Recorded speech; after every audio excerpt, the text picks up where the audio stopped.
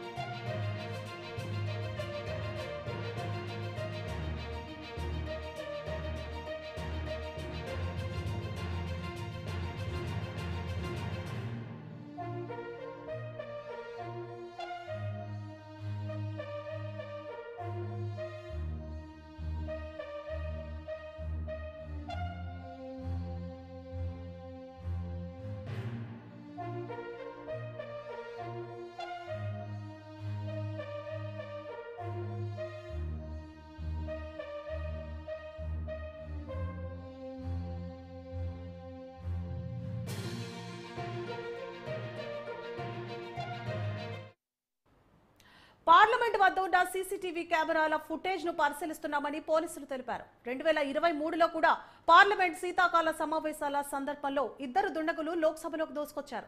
ఈ ఘటన తీవ్ర కలకలం రేపింది. లోక్సభలోని పబ్లిక్ గ్యాలరీ వద్ద కూర్చున్న ఇద్దరు యువకులు సభలోకి దూకి రంగుల పొగను వదిలి భయభ్రాంతులకు గురిచేశారు.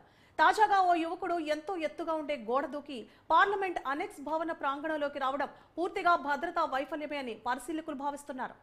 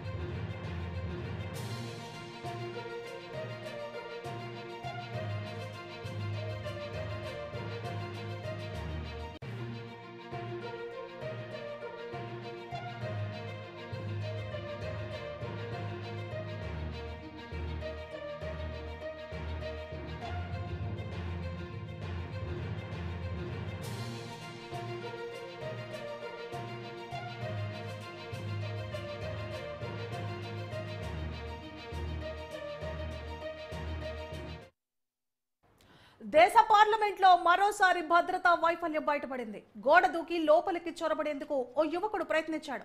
ఆగస్టు 16న అనెక్స్ భవనం వద్ద జరిగిన ఈ సంఘటన ఆలస్యంగా వెలుగులోకి వచ్చింది. నిందితుడిని సిఐఎస్ఎఫ్ భద్రతా సిబ్బంది అదుపులోకి తీసుకున్నారు. విచారణలో ఉత్తరప్రదేశ్ కు చెందిన అలీగఢ్ కు చెందిన మనీష్ గా గుర్తించారు. శత్రు దుర్భేద్యంగా నిర్మించిన పార్లమెంటు భవనం భారీ గోడను ఎలా ఎక్కాడని అధికారులు సందేహిస్తున్నారు.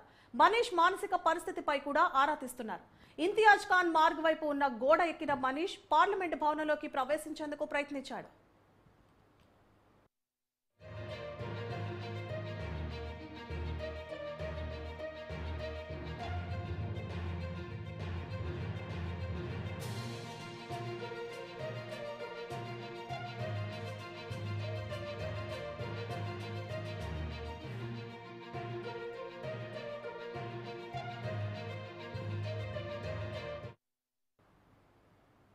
ఇక పార్లమెంట్ వద్ద ఉన్న సీసీటీవీ కెమెరాల ఫుటేజ్ ను పరిశీలిస్తున్నామని పోలీసులు తెలిపారు. 2023లో కూడా పార్లమెంట్ శీతాకాల సమావేశాల సందర్భంలో ఇద్దరు దుండగులు లోక్సభలోకి దూసుకొచ్చారు. ఈ ఘటన తీవ్ర కలకలం రేపింది. లోక్సభలోని పబ్లిక్ గ్యాలరీ వద్ద కూర్చున్న ఇద్దరు యువకులు సభలోకి దూకి రంగుల పొగను వదిలి భయభ్రాంతులకు గురిచేశారు. తాజాగా ఓ యువకుడు ఎంతో ఎత్తుగా ఉండే గోడ దూకి పార్లమెంట్ అనెక్స్ భవన ప్రాంగణంలోకి రావడం పూర్తిగా భద్రతా వైఫల్యమే అని పరిశీలకులు భావిస్తున్నారు.